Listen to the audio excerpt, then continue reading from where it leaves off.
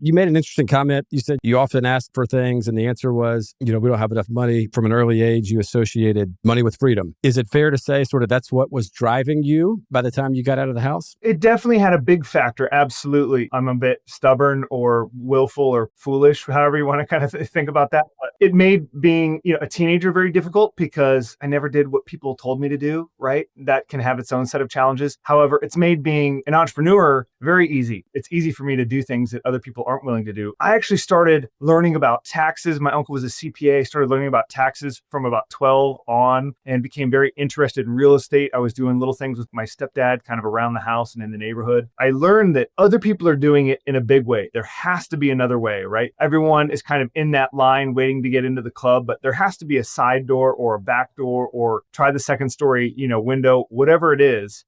There has to be a different way. So I started doing like mock stock picking when I was a teenager and things like that. Just to make the story just a little bit longer, I was in the military for 5 years. I served for 5 years in the Navy, stationed with the Marine Corps. While I was in the military, I finally kind of got up the courage after a couple of deployments. I'm making $12,000 or $13,000 a year, and I go to 4 different banks on the same day, and I take out $7,500 a piece signature loans. So I $30,000 of borrowed money from the banks, and I go open a Scottrade, which is of course an old stock trading platform, and I open a Scottrade trading account, but I don't open a cash account. I open a margin account. I don't take long positions in equities. I buy options, and the worst, best thing that could have happened did, and I made about $150,000 in 6 weeks. I thought I was a genius. I thought I was the smartest guy in the room, and that's probably the worst thing that could have happened to me because I just thought I was good when the reality was I was just lucky. And without protracting the story too much longer, essentially what happened is I traded sideways for a long time. September, October 2008 happens. I'm getting out of the military. I bought my first house. I moved back home. I don't have a job yet, and I'm ending a long-term relationship. The market craters, and I lost all of my money. I owed the brokerage firm 50 grand, and I owed the banks 30 grand. I had a negative net worth. And the beautiful part about that was I was 23. I was young enough to fail and recover and get back on the horse. That was one of the best things that could have happened to me, all things considered. But that really is what pushed me into real estate. Is I said, I trust myself more than I trust people on Wall Street that I've never met that say everything's fine on Friday and then Sunday they're bankrupt. I'm going to trust my relationships, my community, my ability to influence outcomes more than I'm going to trust other people. And so that's why